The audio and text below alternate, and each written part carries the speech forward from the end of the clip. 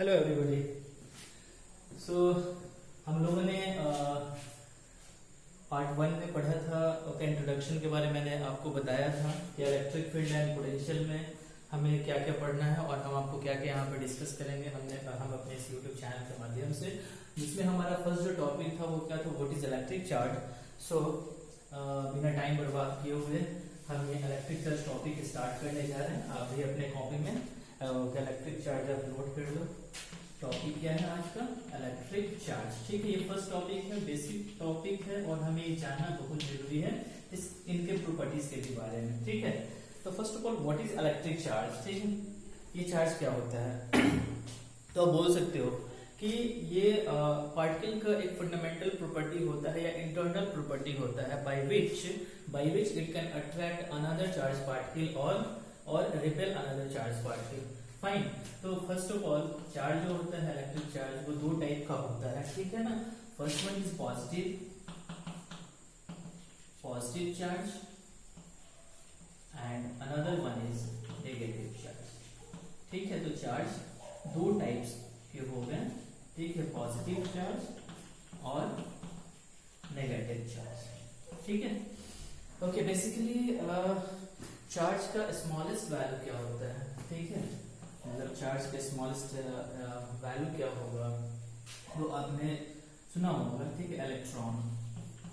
ठीक है, इलेक्ट्रॉन क्या होता है, चार्ज पार्टिकल होता है। ठीक है ना, और इलेक्ट्रॉन पे ये कन्वेंशन है कि इलेक्ट्रॉन पे जो चार्ज होता है हम उसको क्या एज्यूम करते हैं, नेगेटिव चार्ज एज्यूम करते हैं।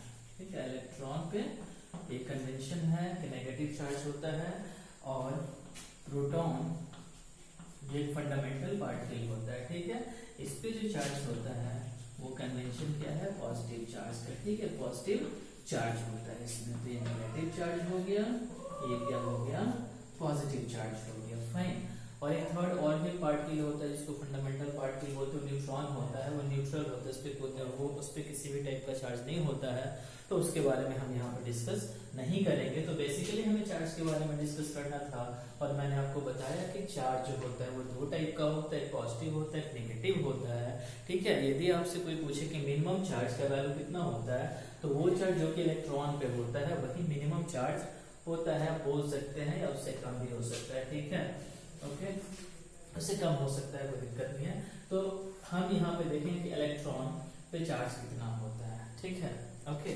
सो ये एक्चुअली फंडामेंटल पार्ट, इसलिए मैंने बोला कि यहाँ पे मिनिमम चार्ज होगा कि 1 इलेक्ट्रॉन। ठीक है ना, तो 1 इलेक्ट्रॉन पर जो चार्ज होगा, हम 1 इलेक्ट्रॉन को हम ब्रेक नहीं कर सकते हैं। ठीक है, हम उसको तोड़ नहीं सकते हैं।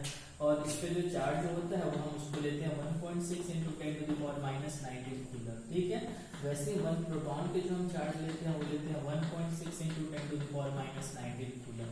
ठीक, अब यहाँ पे आ गया कूलम, एक टर्म आ गया कि ये कूलम क्या है, कैपिटल से लिखेंगे, स्मॉल से नहीं लिखेंगे। कूलम क्या होता है, व्हाट इज कूलम। तो आपने पढ़ा भी होगा 11th क्लास में, कूलम क्या है, ऐसा यूनिट ऑफ चार्ज, ऐसा यूनिट ऑफ चार्ज होता है कूलम, आप इसको याद रखना। ठीक है, कूलम क्या होता है, ऐसा यूनिट ऑफ चार्ज। तो यहाँ पे थोड़ा और भी हम इसमें आगे डिस्कस करते हैं। ठीक है, ये दो टाइप के चार्ज होते हैं, आपको याद है। ठीक है, इलेक्ट्रॉन पे नेगेटिव चार्ज, प्रोटॉन पे पॉजिटिव चार्ज। ठीक है, और ये क्या होता है, फंडामेंटल प्रॉपर्टी होता है बॉडी का, आप बोल सकते हो। चार्ज दो तरह के हो गए, ये भी हम लोगों ने यहाँ पे देख लिया। ठीक है, यूनिट ऑफ चार्ज भी हमने पढ़ लिया। ठीक है, तो यूनिट ऑफ चार्ज हमने क्या लिखा यहाँ पे, unit of charge is C stands for coulomb, भी आप इसको ये कूलम होता है। ठीक है, अब यहाँ पे देखो हम ये देखेंगे कि यदि 2 इलेक्ट्रॉन दिया हुआ है, या यदि मैं ये पूछूं कि 1 इलेक्ट्रॉन की चार्ज है। ठीक है, चार्ज कितने की है, 1 इलेक्ट्रॉन की चार्ज है, तो इसमें इलेक्ट्रॉन की नंबर कितनी होगी। ठीक है, यानी कि कितने इलेक्ट्रॉन्स मिलके, number of electron in 1 coulomb. 1 coulomb में कितना इलेक्ट्रॉन होगा, इसको हम कैसे फाइंड करेंगे। So as we know that let okay n be the number of electron, n चाहे आप सिंपली आप इसको ऐसे लिख सकते हो कि n × e = 1 कूलम। ठीक है, n क्या है, नंबर है, e क्या है, इलेक्ट्रॉनिक कूलम, तो इसमें से मल्टीप्लाई करेंगे तो हमारा 1 कूलम हो जाएगा। फाइन। तो यहाँ से n की वैल्यू कैसे फाइंड करेंगे, तो 1/e कर लेंगे। ठीक है, यहाँ भी कूलम, अब वैल्यू पुट कर देंगे। तो अभी मैंने आपको अब देखो जब हम वैल्यू पुट करेंगे ना तो हम यहाँ पे ई के वैल्यू को नेगेटिव नहीं लेंगे, क्योंकि ये हम मैग्नीट्यूड लेंगे। यहाँ पे माइनस जो साइन जो मैंने अभी आपको लिखा था कि इलेक्ट्रॉन पे जो चार्ज होता है 1.6 इंटू 10⁻⁻19 कूलम, और पी पे जो वैल्यू होता है 1.6 इंटू 10⁻19 कूलम, ये जो माइनस प्लस जो यहाँ पे दिख रहा है माइनस प्लस, इसमें ऐसा हम नहीं बोल सकते हैं कि ये माइनस है तो ये वैल्यू कम है। जैसे आप मैथ्स में -2 +2 में आपको मालूम है कि +2 is greater, but here this two values are not greater than और लेसर देन। ऐसा नहीं है कि ये वैल्यू कम है ये वैल्यू ज्यादा है। तो यहाँ माइनस प्लस जो साइन है ये केवल नेचर को बताता है कि इसका नेचर जो है इलेक्ट्रॉन का जो चार्ज का जो नेचर है वो प्रोटॉन के चार्ज के नेचर से डिफरेंट है। ठीक है, हम ये बोल सकते हैं कि -1.6 है तो इलेक्ट्रॉन की चार्ज की जो वैल्यू है वो कम है कंपेयर टू प्रोटॉन के चार्ज के वैल्यू से। ठीक है, तो आप इसको ध्यान में रखना, ये दोनों इक्वल है। इसलिए जब भी हम क्वेश्चन को जब हम सॉल्व करेंगे, ठीक है, कभी भी, और यदि वहां पे इलेक्ट्रॉन का चार्ज दिया होगा तो हम लोग इलेक्ट्रॉन के चार्ज को हम इसका केवल मैग्नीट्यूड लेंगे, और मैग्नीट्यूड क्या हो जाएगा 1.6 इंटू 10⁻⁻19 कूलम।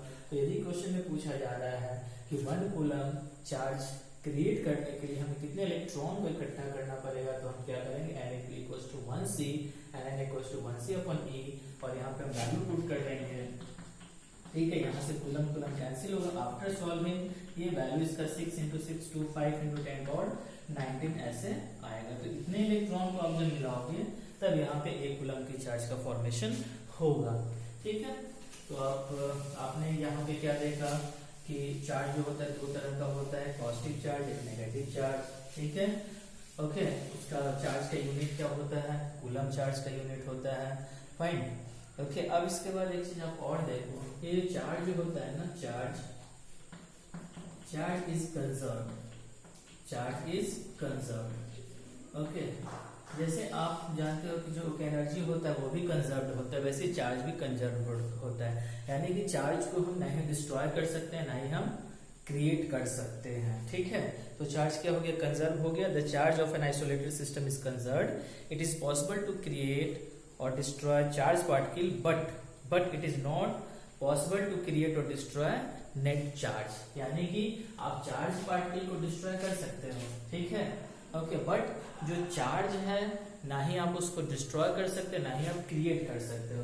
सपोज 2 कूलम है, 2 कूलम को ब्रेक कर सकते हो 1 कूलम प्लस 1 कूलम में, ठीक है, लेकिन आप इसको कंप्लीटली या आप नया चार्ज आप क्रिएट नहीं कर सकते। तो पूरे इंटायर यूनिवर्स का, ठीक, इंटायर सिस्टम का जो चार्ज है वो क्या होता है, कंजर्व होता है। फाइन, तो आई होप आपको ये सब चीज थोड़ा बहुत समझ में आ रहा होगा। ठीक है, अभी मैं ऐसे ही बोल रहा हूँ, थोड़ा बहुत आपको क्लियर हो जाएगा बेसिक चीजें। चलिए, एक इस पे इम्पोर्टेंट हो, इस पे क्वेश्चंस भी आते हैं एग्जाम में, क्वांटाइजेशन ऑफ चार्ज। ठीक है, ये काफी इंपॉर्टेंट टॉपिक है, क्वांटाइजेशन ऑफ चार्ज।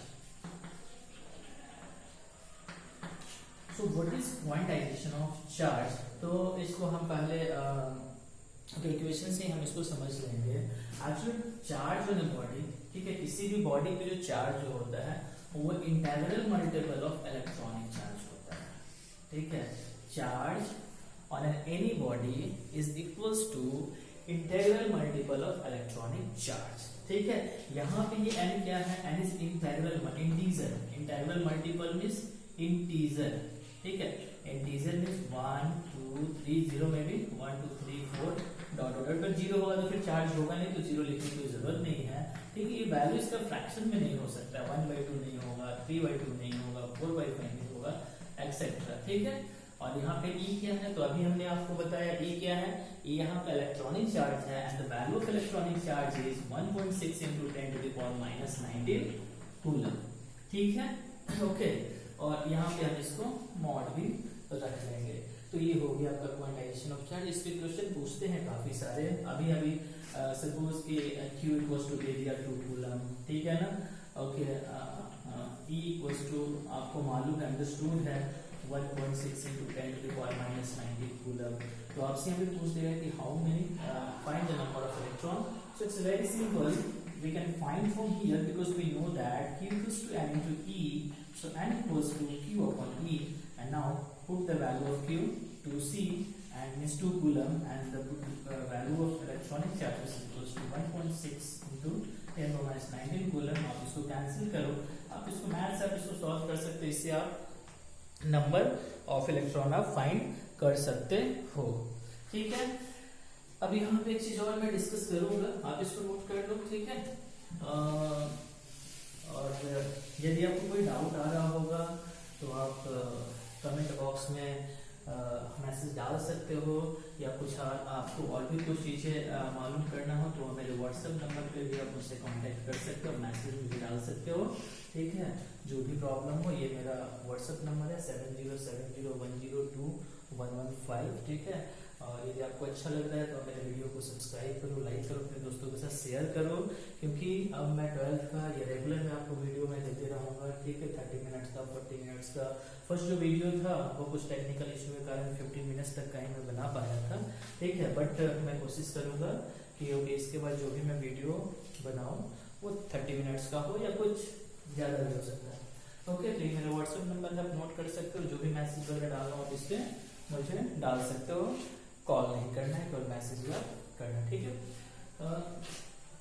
थोड़ा और भी, क्योंकि एग्जाम्स वगैरह में आता है, जैसे यहाँ पे चार्ज दिया हुआ हो 1 माइक्रो कूलम। ठीक है, तो ये माइक्रो क्या होता है ये भी आपको जानना है। ठीक है, तो मुझे बताना पड़ेगा, आप ऐसे पढ़े भी होगा, मालूम भी होगा। यदि माइक्रो दिया हो तो आप उसको 10⁻⁻⁶ लिख सकते हो। ठीक है, यदि q=1 नैनो कूलम दिया हुआ हो तो आप इसको लिख सकते हो 1 × 10⁻⁹ कूलम। तो ये भी आप याद रखना, क्योंकि कभी कभी क्वेश्चंस में एग्जाम में चार्ज इस फॉर्म में दिया होता है, फिर वहां पे यदि फाइंड करना हो, सपोज 1 माइक्रो कूलम दे दिया। ठीक है, q=1 माइक्रो कूलम दिया हुआ है। ठीक है, इलेक्ट्रॉनिक चार्ज आपको मालूम है 1.6 × 10⁻⁻⁹ कूलम। अब यहाँ पे भी नंबर ऑफ इलेक्ट्रॉन फाइंड करना है, तो आपको ये चीज मालूम होना चाहिए, तब तो फाइंड करोगे ना, क्योंकि आपको मालूम है q=n नहीं होता है, तो n क्या हो जाएगा q/e। तो q की वैल्यू 1 माइक्रो कूलम है, स्मॉल भी हो सकता है, कैपिटल भी q हो सकता है। ठीक है, कोई दिक्कत नहीं है। तो 1 माइक्रो कूलम है, तो आपको यहाँ पे ये वैल्यू पुट करना पड़ेगा, फिर आप इसको सॉल्व कर सकते हो इजी वे में, वरना फिर आपको सॉल्व करने में आप फिर सॉल्व नहीं कर पाओगे। ठीक है, यदि इसको कन्वर्ट नहीं करोगे तो आप ये भी सब चीज याद रखना। ठीक है, और ध्यान देना। इसके बाद अब जो भी हम लोग इलेक्ट्रॉन के बारे में डिस्कस कर रहे हैं। ठीक है, और ये हमारा चैप्टर इलेक्ट्रोस्टैटिक्स है, इसमें हम लोग इलेक्ट्रिक फोर्स के बारे में जनरली हम डिस्कस करेंगे। ठीक है, तो एक टर्म आ जाता है कि चार्ज है, जैसे इलेक्ट्रॉन है। ठीक है, इलेक्ट्रॉन हमने यहाँ पे रखा है E, एक और हमने यहाँ पे इलेक्ट्रॉन रखा है E। ठीक है, इसका चार्ज भी हम यहाँ पे लिख देते हैं 1.6 × 10⁻⁹ कूलम। यहाँ भी सेम चार्ज होगा 1.6 × 10⁻⁹ कूलम। डिस्टेंस हम यहाँ पे बता दे रहे हैं r। हम यहाँ पे फोर्स भी फाइंड करेंगे, ये बाद में अभी हम लोग पढ़ेंगे नेक्स्ट टॉपिक में। ठीक है, इलेक्ट्रिक फोर्स के लिए फॉर्मूला जो होता है K=Q1Q2/r²। ठीक है, तो ये हो गया इलेक्ट्रिक फोर्स। क्योंकि आप जानते हो कि मास भी तो होता है इलेक्ट्रॉन का, यहाँ पे इलेक्ट्रॉन का मास भी तो होता है, और मास ऑफ इलेक्ट्रॉन कितना होता है 9.1 × 10⁻31 kg। ठीक है, तो मास है, तो मास के कारण भी तो फोर्स लगेगा, जैसे ये इलेक्ट्रिक फोर्स हो गया F, ग्रेविटेशनल फोर्स भी तो लगेगा Fg। ठीक है, तो ये ग्रेविटेशनल फोर्स के लिए फॉर्मूला क्या आता है G(m1m2/r²). ठीक है, तो अब यहाँ पे क्वेश्चन ये होता है कि यदि हम इलेक्ट्रॉन के बारे में डिस्कस कर रहे हैं, तो इलेक्ट्रॉन का अपना चार्ज भी है, मास भी है, तो क्या यहाँ पे दोनों फोर्स एक्ट होगा? दोनों फोर्स यदि एक्ट होगा तो हम लोग इलेक्ट्रिक फोर्स को ही केवल क्यों कंसीडर कर रहे हैं? तो आप एक चीज ध्यान देना कि आप जब इलेक्ट्रिक फोर्स की वैल्यू फाइंड करोगे बिटवीन 2 इलेक्ट्रॉन, ओके, इन सपोज 1 मीटर की डिस्टेंस हम फाइंड करेंगे, तो ये जो वैल्यू है इलेक्ट्रिक फोर्स काफी बड़ा होगा कंपेयर टू ग्रेविटेशनल फोर्स। ठीक है, इसीलिए हम क्या करते हैं कि जब हम चार्ज के बारे में जब डिस्कस करते हैं तो वहां पे हम लोग ग्रेविटेशनल फोर्स को मिनिमाइज कर देते हैं, या उसको हम लोग इग्नोर कर देते हैं। ठीक है, आप होमवर्क में ये करना, ठीक है ना, ग्रेविटेशनल फोर्स का वैल्यू फाइंड करना। मैं यहाँ पे वैल्यू में लिख देता हूँ।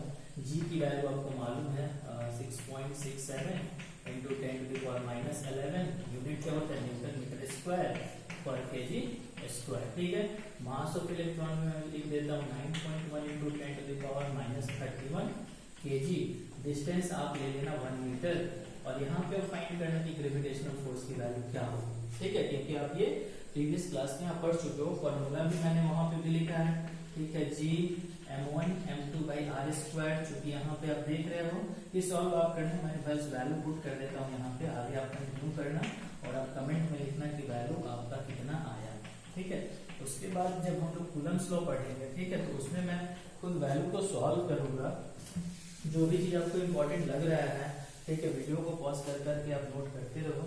m1 m2, तो m1 की वैल्यू कितना है 9.1 into 10 to the power minus 31, फिर m2 का वैल्यू कितना हो जाएगा 9.1 इंटू 10 पावर माइनस 31, क्योंकि ये kg है, यहाँ भी kg था तो ये क्या हो जाएगा kg स्क्वायर, डिस्टेंस क्या है डिस्टेंस स्क्वायर तो 1 मीटर स्क्वायर हो जाएगा, ठीक है, यहाँ पर kg स्क्वायर मीटर स्क्वायर, तो ये मीटर स्क्वायर भी कैंसिल हो जाएगा, क्या बचा न्यूटन, तो न्यूटन बच रहा है, इट मींस ये तो क्लियर हो गया कि हमारा जो फॉर्मूला है वो करेक्ट है, क्योंकि हम क्या फाइंड कर रहे हैं फोर्स फाइंड कर रहे हैं, और फोर्स के लिए सही यूनिट क्या होता है न्यूटन होता है, तो जब न्यूटन ही आ गया मेरा, तो एक तो ये भी हमने चेक कर लिया कि हमने जो फॉर्मूला रखा है वो सही रखा है, क्योंकि यदि न्यूटन नहीं आता फिर प्रॉब्लम होता है, क्योंकि हम फोर्स फाइंड कर रहे हैं वहां पे दूसरा यूनिट आता तो फिर हमें चेक करना पड़ता है, ठीक है।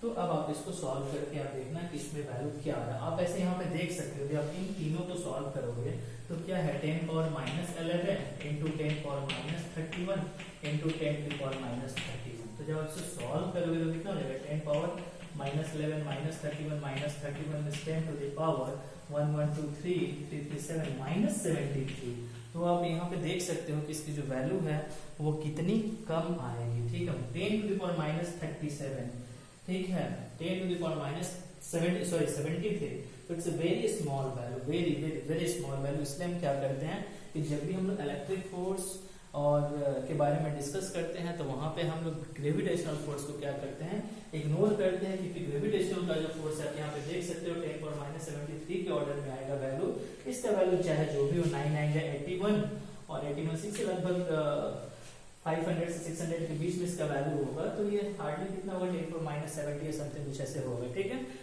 तो आप इसको करना, इसका वैल्यू देखना कितना कम आएगा, और फिर जब हम कूलम्स लॉ, इसके बाद जो हमारा टॉपिक है नेक्स्ट टॉपिक कूलम्स लॉ, जब मैं उसको पढ़ाऊंगा फिर हम लोग फाइंड करेंगे, ठीक है, इलेक्ट्रिक फोर्स बिटवीन 2 इलेक्ट्रॉन, और फिर वहां पे हम लोग कंपेयर करेंगे कि कितना यहाँ पे डिफरेंसेस होगा, फिर आपको खुद लगेगा कि जब हम लोग इलेक्ट्रिक फोर्स के बारे में डिस्कस करेंगे तो हमें ग्रेविटेशनल फोर्स को कंसीडर करने की जरूरत नहीं है। Just like in case of atom, जब हम लोग एटॉमिक मास के बारे में डिस्कस करते हैं, ठीक है, तो या मास नंबर के बारे में जब हम डिस्कस करते हैं, ठीक है, तो यहाँ पे प्रोटॉन और न्यूट्रॉन होता है न्यूक्लियस में, ठीक है, इसके ऑर्बिट में इलेक्ट्रॉन रिवॉल्व करते रहते हैं, तो वहां पे हम लोग क्या करते हैं कि इलेक्ट्रॉन को हम लोग कंसीडर नहीं करते उसके मास को, क्यों नहीं करते हैं, क्योंकि इलेक्ट्रॉन का जो मास जो होता है वो प्रोटॉन के मास से काफी लेसर होता है, ठीक है, और आई थिंक 1800 समथिंग इलेक्ट्रॉन मिलाने पर एक प्रोटॉन होता है, तो वहाँ पे हम लोग मास क्योंकि कम होता है तो हम उसको कंसीडर नहीं करते। जस्ट लाइक हियर कि ग्रेविटेशनल जो फोर्स होता है वो इलेक्ट्रिकल फोर्स के कंपेयर में काफी कम होता है,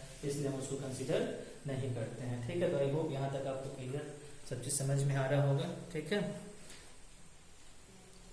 ओके गाइस। तो दोस्तों अब हमारा जो नेक्स्ट टॉपिक था, सेकंड टॉपिक, आप मेरा प्रीवियस लेक्चर देखे होंगे तो मैंने उसमें 10 टॉपिक लिखा था इस चैप्टर के लिए। तो फर्स्ट टॉपिक था व्हाट इज चार्ज, तो चार्ज के बारे में हमने काफी सारे चीज डिस्कस कर लिया। जो चार्ज जो होता है वो दो तरह का होता है, पॉजिटिव चार्ज और नेगेटिव चार्ज, ठीक है। उसके बाद हमने उसमें ये डिस्कस किया कि इलेक्ट्रॉन के चार्ज के बारे में, प्रोटॉन के चार्ज के बारे में। इलेक्ट्रॉन पे चार्ज कितना होता है -1.6 × 10⁻19 कूलम, प्रोटॉन पे +1.6 × 10⁻19 कूलम। ये मैंने ये भी बताया था कि प्लस माइनस अगर जस्ट कि प्लस माइनस है, ऐसा नहीं है कि माइनस है तो वो वैल्यू जो है इलेक्ट्रॉन पे चार्ज वो कम है compare to proton. Plus minus केवल नेचर को बताता है, ठीक है। और फिर उसके बाद हम लोगों ने क्वांटाइजेशन ऑफ चार्ज बताया था, जो कि काफी इंपॉर्टेंट टॉपिक है, एग्जाम में उससे क्वेश्चन पूछे जाते हैं, ठीक है। अब देखिए, अब हमारा जो नेक्स्ट जो टॉपिक है वो कूलम्स लॉ है, ठीक है।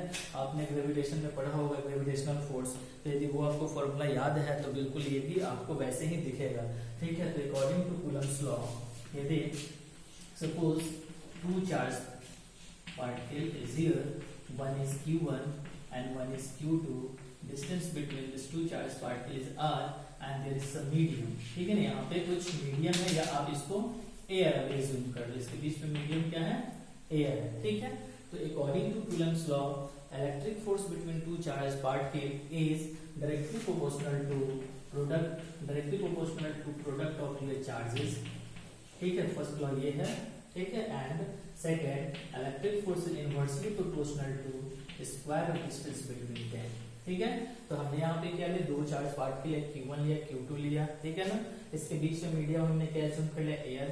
ठीक है, हम बाद में इसके बारे में पढ़ाएंगे कि मीडियम भी चेंज करते हैं तो इलेक्ट्रिक फोर्स का जो वैल्यू है वो डिफर करता है। इसके बीच का जो सेपरेशन हो गया है R है।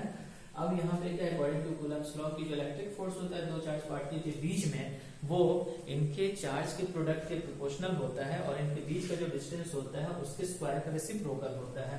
अब आप क्या करो,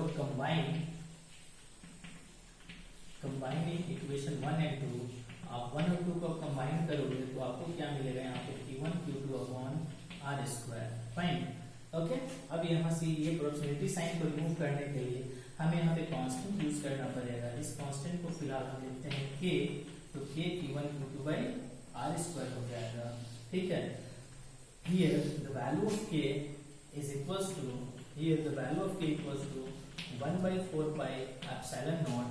ठीक है, then electric force between two charge particles is equals to 1 by 4 pi epsilon naught into Q1 Q2 by R square। अब आपके दिमाग में आ रहा होगा कि हमने ये वैल्यू कहाँ से लिख दिया। ठीक है, तो ये डिराइव्ड वैल्यू है। ठीक है, हमें इसके डेरिवेशन के पीछे नहीं पड़ना है ना, हमें बस जानना है कि जैसे आपने वो ग्रेविटेशनल फोर्स में आप कैपिटल G रखते थे वैसे यहाँ पे 1 by 4 pi epsilon naught रखेंगे और इसका जो वैल्यू जो होता है 1 by 4 pi epsilon naught का, वो वैल्यू आपको याद रखना है 9 into 10.9 से 8.98 समथिंग होता है। 9 याद रखो, 9 into 10.9 और इसका यूनिट हो जाएगा newton metre square coulomb square. ठीक है, तो ये आपका हो गया इलेक्ट्रिक फोर्स फाइंड करने के लिए जनरल फॉर्मूला। ठीक है, हम इसको वेक्टर के फॉर्म में लिखेंगे तो देखते हैं कैसा होगा। ठीक है, तो आप याद रखो, आप नोट कर सकते हो। फाइन, काफी सिंपल सा है और यदि आपने ग्रेविटेशन अच्छे से पढ़ा है तो आपको बिल्कुल ऐसा लग रहा होगा कि आप ग्रेविटेशन फिर से पढ़ रहे हो। तो हमने क्या किया, यहाँ पे इक्वेशन देख लिया 1 by 4 pi epsilon naught Q1 Q2 by R square. अब देखो, चूंकि आप जानते हो कि फोर्स क्या होता है, फोर्स वेक्टर क्वांटिटी होता है। ठीक है, तो जब फोर्स जब वेक्टर क्वांटिटी है तो यहाँ पे क्या होगा, फोर्स की डायरेक्शन तो होगी। ठीक है, अब डायरेक्शन किधर की ओर हो सकती है, यदि रिपल्सन होगा तो इधर की ओर दोनों का होगा, यदि अट्रैक्शन होगा तो दोनों के फोर्स इधर की ओर लगेगा, वो डिपेंड करेगा नेचर पे। ठीक है, तो हम इसको वेक्टर के फॉर्म में कैसे लिखेंगे, in vector form F vector equals to 1 by 4 pi epsilon naught into Q1 Q2 by, यहाँ पे RQ हम करेंगे। ठीक है, और RQ करके हम यहाँ पे पोजीशन वेक्टर एक हम यहाँ पे लगा देंगे। ठीक है, अब पोजीशन वेक्टर के का वैल्यू क्या होता है, आप 11 तक पढ़े होंगे। पोजीशन वेक्टर होता है unit vector, position vector is equals to R into unit vector. ठीक है, तो यहाँ पे यूनिट वेक्टर का वैल्यू क्या होता है, आप पढ़े होंगे 11th क्लास में। यूनिट वेक्टर का वैल्यू 1 होता है तो इंटू R हो जाएगा, फिर कैंसिल होकर ये R स्क्वायर हो जाएगा। ठीक है, तो वेक्टर के फॉर्म में यदि हो तो हम इसको फॉर्मूला ऐसे लिखेंगे। आप कंफ्यूज मत होना कि सर ने अभी R स्क्वायर बोला था फिर यहाँ पे RQ कैसे लिख दिया। तो RQ मैंने इसलिए लिखा क्योंकि यहाँ पे हमने पोजिशन वेक्टर लिया और पोजिशन वेक्टर की वैल्यू क्या होती है, R into this unit vector, यानी कि मैग्नीट्यूड इंटू डायरेक्शन। ठीक है, तो और यूनिट वेक्टर की वैल्यू 1 होती है क्योंकि हम इसको डायरेक्शन के लिए यूज करते हैं। तो यहाँ पे R आ जाएगा, फिर RQ कटेगा तो यहाँ पे R स्क्वायर हो जाएगा, ये मैग्नीट्यूड हम फाइंड करेंगे। तो ये हो गया हमारा इलेक्ट्रिक फोर्स के लिए इक्वेशन। ठीक है, तो आई होप ये आपको समझ में आ गया होगा कूलम्ब्स लॉ। ठीक है, और हम लोग इसके बारे में जो है एप्सिलॉन के बारे में हम लोग आगे भी अच्छे से और भी डीप पढ़ेंगे। फिलहाल आज मैं यहीं पे इसको रोकता हूँ। ठीक है, नेक्स्ट क्लास में हम लोग थर्ड पॉइंट जो थोड़ा पहले हम इसके बारे में और भी डिस्कस करेंगे, एक दो क्वेश्चन करेंगे। मैं आपको एक होमवर्क दे रहा हूँ कि आप फाइंड करना कि इलेक्ट्रिक फोर्स, 2 इलेक्ट्रॉन दिया हुआ है। ठीक है, 2 इलेक्ट्रॉन है और इसके बीच का जो डिस्टेंस है वो कितना है, 1 मीटर है। तो इसके बीच में इलेक्ट्रिक फोर्स का जो वैल्यू होगा वो क्या होगा। ठीक है, यानी कि इलेक्ट्रॉनिक चार्ज आपको मालूम है 1.6 × 10⁻19 कूलम, डिस्टेंस आपको मालूम है 1 मीटर। तो इलेक्ट्रिक फोर्स आपको निकालना है।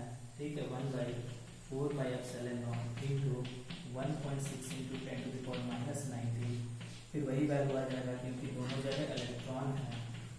ठीक है, बाई में 1 मीटर स्क्वायर या 1 स्क्वायर डायरेक्ट कर दो। आप इसका वैल्यू पुट करके आप इसको सॉल्व करके इसका आंसर क्या आएगा आप कमेंट में जरूर आप लिखो, ठीक है। आप यदि कमेंट करोगे तो फिर मुझे लगेगा कि हाँ आपको मुझसे फायदा हो रहा है और मैं और भी वीडियो इसमें डालने का प्रयास करूँगा, ठीक है। तो आज मैंने आपको दो होमवर्क दे दिया, एक या ग्रेविटेशनल फोर्स इलेक्ट्रॉन के बीच में फाइंड करना है और इलेक्ट्रिक फोर्स भी फाइंड करना है, ठीक है। और फिर दोनों का रेशियो फाइंड करना, देखना वैल्यू क्या आ रहा है, ठीक है। और फिर हम लोग नेक्स्ट क्लास में मिलते हैं, ठीक है। तो पार्ट 1 में मैंने इंट्रोडक्शन आपको बताया था कि इस चैप्टर में क्या क्या हमें पढ़ना है, ठीक है।